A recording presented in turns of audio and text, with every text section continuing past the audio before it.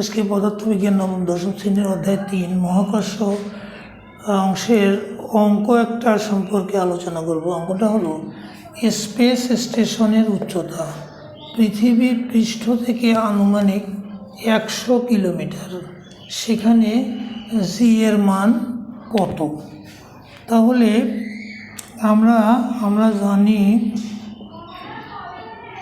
আমরা জানি যে এই জি সমান এই জি এম ভাগ আর স্কোয়ার।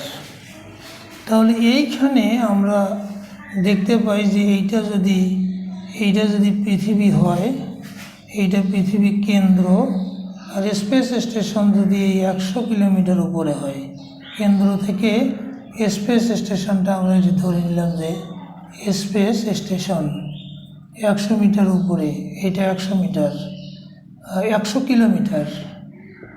কিলোমিটার উপরে হয়। পৃথিবীর ব্যাসার্ধ যদি বড় আর হয়, আর এই পৃথিবীর পৃষ্ঠ থেকে 100 কিলোমিটার এই উচ্চতা যদি ছোট আর হয়, তাহলে তখন কি হয়? তখন আমরা লিখতে পারি যে অতএব জি ড্যাশ সমান আমরা লিখতে পারি যে ওই জি এম ভাগ আমরা এইখানে লিখতে পারি যে আর প্লাস আর হোল স্কোয়ার। যে কেননা এখানে এই আর মানে পৃথিবীর ব্যাসার্ধের সাথে ছোট আর যোগ হওয়া, যেহেতু এখানে আর বলতে আমরা বুঝবো আর প্লাস আর, সেই জন্য আমরা এই সূত্রটাকে এভাবে লিখতে পারি। তাহলে এইটাকে আমরা যদি এটাকে একটু ক্যালকুলেশন করি, যে আরটাকে যদি এইখানে বের করে নিয়ে আসি, তাহলে কি হয়? উপরে জিএম, নিচে এই আরটাকে বের করে নিয়ে আসলে আর স্কোয়ার হিসেবে বের হয়ে আসবে। উপরে যদি আমরা 1 রাখি, তাহলে এইখানে কি থাকছে? এখানে থাকছে 1 আর প্লাস ছোট আর ভাগ বড় আর, তার স্কোয়ার হয়ে যাবে।